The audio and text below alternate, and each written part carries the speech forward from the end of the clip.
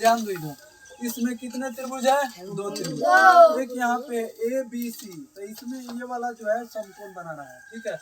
और एक इसमें तुम्हारा ए सी डी, 2 त्रिभुज है, तो इसमें ये वाला समकोण बना रहा है।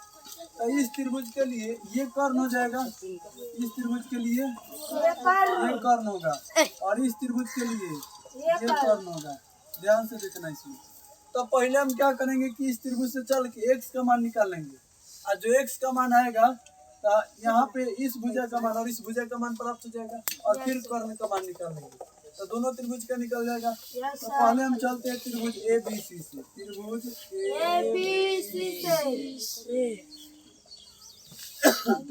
सी से चल रहे हैं। इसमें देखो कर्ण का मान कितना होगा? 10।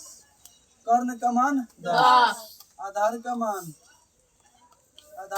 6 चाहे x मान लो, आधार का मान हम 6 मान लेंगे, और लंब भाई x हो जाएगा, लंब x। यहाँ पाइथागोरस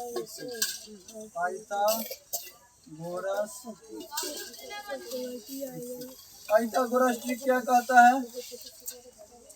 कर्ण स्क्वायर बराबर लंब स्क्वायर प्लस आधार स्क्वायर। कर्ण का मान कितना है? 10। कर्ण का मान कितना है? 10। यहाँ पे 10 का स्क्वायर। लंब का मान कितना है? x का स्क्वायर। आधार का मान 6। ध्यान देना तुम, 10 का स्क्वायर 100, x का स्क्वायर 6 का स्क्वायर 36। भाई 36 से जोड़ में इधर आएगा तो घटा में, यहाँ पे 100 माइनस के 36 बराबर x स्क्वायर। अब यहाँ पे क्या होगा? ये स्क्वायर है, इसको पहले इधर लिख लेते हैं, x स्क्वायर बराबर 100 में से 36 घटेगा तो कितना बचेगा? 64। ये स्क्वायर उधर जाएगा तो क्या बनेगा? रूट। तो 64 पर रूट चढ़ जाएगा। x का मान 64 किसका वर्ग होता है? 8 का। तो 64 का वर्गमूल 8, यानी कि x का मान हमारा 8 आ गया। इसका मान कितना आ गया? 8। अब हम चलेंगे त्रिभुज ए सी डी में, त्रिभुज ए सी डी में। तो त्रिभुज ए सी डी में ये वाला कर्ण है, तो कर्ण का मान कितना है? y है। कर्ण का मान y, और लंब का मान कितना हो जाएगा? इसमें 8, और आधार का मान 15। पाइथागोरस ट्रिक से, तो पाइथागोरस ट्रिक से तुम्हारा क्या सूत्र होता है?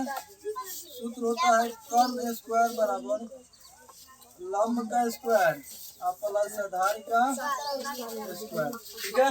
ये ना होता है। कर्ण का मान यहाँ पे कितना है? y। यहाँ पे केवल y का स्क्वायर।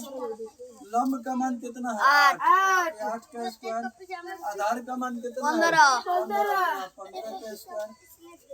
चलो y स्क्वायर 8 का स्क्वायर करेंगे तो 64, 15 का स्क्वायर 225, ये स्क्वायर है उधर जाएगा तो रूट। तो y बराबर हो जाएगा √64 प्लस 225। y बराबर इसको जोड़ो, 5 और 4 9, 6 और 2 8, 2 है तो 2। बताओ तो 289 किसका वर्ग होता है? 17 का। तो यहाँ पे इसका y का मान 17। तो x का मान तुम्हारा 8 आंसर और y का मान 17 आंसर। ये तुम्हारा क्वेश्चन खत्म हो गया। अगले दिन अगले चैप्टर पे हम लोग चलेंगे। बंद कर दो।